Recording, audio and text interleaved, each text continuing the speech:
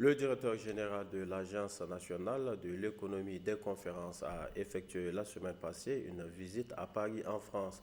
Mohamed Seydil Mokhtar était à la tête d'une forte délégation. Moussa Hamani.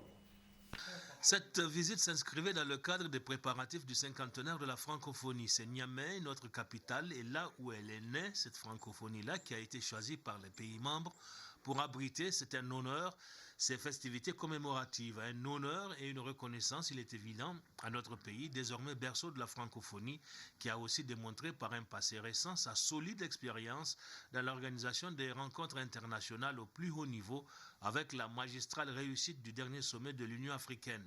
C'est fort et riche de cet acquis mémorable que le ministre a présenté devant les ambassadeurs des pays membres de l'Organisation internationale de la francophonie, l'OIF, le projet intitulé « Le Niger reçoit la francophonie », le projet de festivités commémoratives prévu pour se tenir du 12 au 20 mars 2020.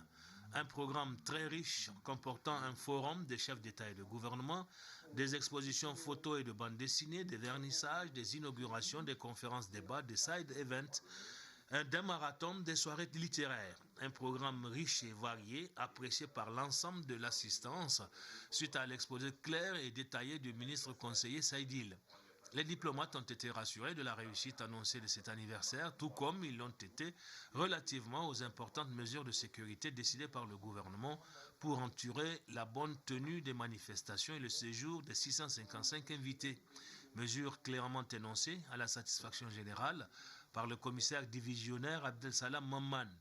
Au cours des débriefings qui ont suivi la rencontre, le ministre Seydil a remercié l'ambassadeur Ado El Ajabou qui a su mobiliser ses collègues ambassadeurs qui ont répondu présents et très nombreux à la rencontre.